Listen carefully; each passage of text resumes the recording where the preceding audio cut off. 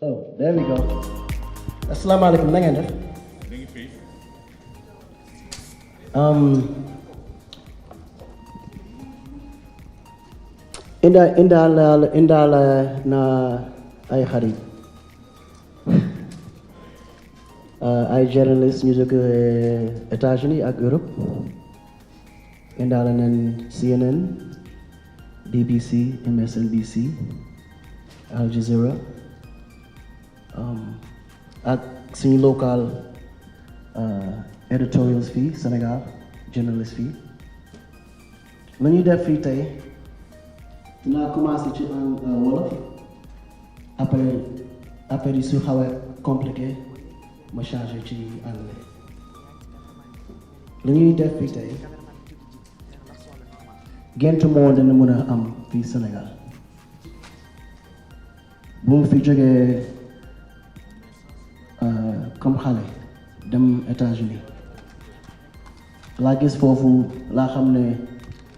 su ma màggee laa bëgg a indi fii Sénégal te dama jàng foofu sama yaay ak sama papa raise me foofu lañ màggee mais chaque vacances nañu indi fii Sénégal pour ñu gis suñ famille bi mais bu mu fi jógoon le 7 ans la amoon déggoon naa wolof déggoon naa français déggoon naa espagnol bu ma nekkoon Amérique dama doon jéem a jàng ni muy waxee anglais mais bëgguma woon a am accès dama liggéey bu dul làkk anglais mais foofu bu ma nekkoon ci kër ga wolof lañ doon làkk loolu moo tax sama wolof moom téye naa ko tuuti mais maa ngi jéem de gën a làkkaat comme ça mu fort mais français bi nag foofu anglais kenn nekk fu woon pour làkk français loolu moo tax sama français moom dafa xaw a takk suuf mais sama amoon choice su ma doon décider lan laay téye français wala wolof laa choose te sooy màgg Amérique di nga gis lenn loo xam ne di nga appreciate lu nga am te am sama xarit yu bari foofu africain américain yooyu xamuñu fu ñu jógee xamuñu seeni mbokk te xamuñu seeni culture te lu may def projet bi mel ni dama leen bëgg a remind fu ñu jógee jox leen beneen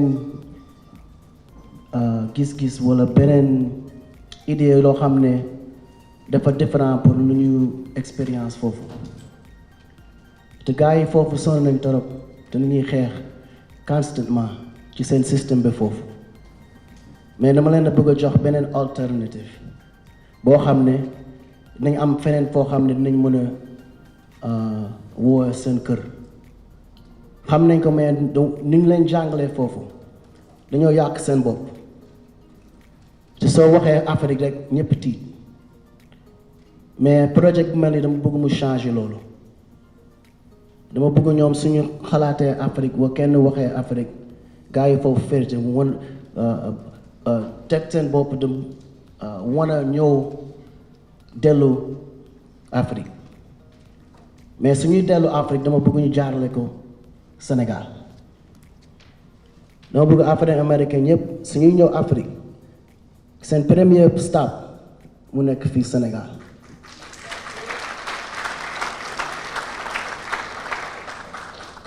and for my foreigners that speak well English, I wanted to explain to my brothers and sisters here in Senegal, and I will speed it up really quick. One of the biggest motivations that I had when I was in the US was that I ran into a lot of African Americans that didn't really understand their culture. And they were completely lost as to Africa, and they've been brainwashed so much to point when you think of Africa or somehow Africa is mentioned, they start shaking and they're afraid. because they don't know what to expect, and the way they've been taught to believe Africa is an image that's not comfortable or suitable for one to feel like they can feel like they're at home. So I wanted to build a city or a project like this that will give them the motivation to know that there is a home back home. And it's something that they can relate to, that they are familiar with. And it's something that they don't have to fear. And they also have a choice. Because the system back home treats them unfairly in so many different ways that you can never imagine. And they only go through it because they feel that there's no other way. And they realize that the system wasn't built for them, but we want to be able to invite them back in a way so they know that they can be cared for, loved, respected, and live within a system that cares about who they are as human beings. So as you coming from America or Europe or anywhere in the diaspora, and you feel that you want to visit Africa, we want Senegal to be your first stop. The first stop in Senegal, that will be the gateway to everything you want to decide to visit in all of Africa. Because we feel like that door was a door you left from, so we want to invite you back here to this bigger door. Léegi lu ñu leen wan tey mooy vidéo bi.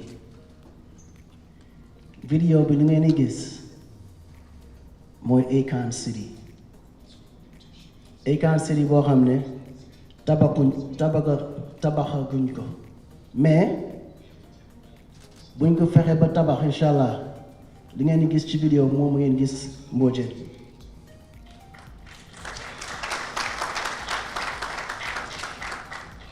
te tey balaa ma fay ñëw dama jaaroon Mbodiène démb gisante naa ak sama kilifa foofu gisante naa ak waa Mbodiène te dama fa jaar parce que bëgguma woon a commencer projet bu mel nii te boole mu wole dama bëggoon ñoom ñu xam ne lu may def pour ñeen la, pour ñun la, pour ñëpp fii Sénégal. mais Mbodiène dañoo sacrifice sam lenn loo xam ne ñu ci bari duñ ko woon a nangu, mais Mbodiène bàyyi na comme ça hectare yooyu nekk foofu yu doon jël pour tool yi ak seen farming mi wax farming la farm tool yi béy te loolu noonu la ñuy dund. comme ça suñu fekkee bàyyi nañu pour jël lu ñu leen dundee, il faut ñu teg foofu dara loo xam ne duñ sax dund, mais seen xale yi ñëppay dund ci moom. te Sénégal yëpp na fekk noo xam ne Mbodiène jox na leen la ñoo ñëpp a bénéficie. te loolu nag moo gënoon a important balaa may commencé ñu ñaanal ma jox ma seen blessing comme ça ma mën a ci continuer.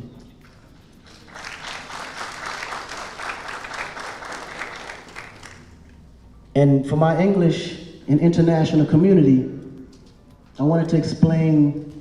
the respect level of how we're brought up in Africa. We were always taught to respect our elders, utilize their knowledge, their influence, and more than anything, appreciate their struggle for us to live the life that we live today. And when you have a project this big, you have to pay homage, you have to appreciate the doors that's been opened for you, and you have to not only seek advice from your elders, but you also have to get their blessing. And before I started this project, I took a trip to Mbodiène yesterday, by some deep advice from a very good friend, uncle, advisor, and mentor, Mr. Atepa. And I stopped to the village to get the blessing, accept the prayers, and explain to them exactly what we wanted to do on the land that was given to them to farm. And there's always been a big misconception that people in Mbodiène live by the water. So they live by the water. and through the water's means. But what I learned yesterday was that their main source of living is agriculture and farming. And a lot of the land that we're going to be utilized was originally allocated for that. So what we wanted to do was explain to them exactly why we wanted to utilize the land that they live in. We want to build an economic, futuristic, renewable energy city. And we wanted to give them the assurance that what we put on this land is not only going to feed you today, but it's going to feed your children, your children's children, and generations to come, so all of Senegal can benefit from it.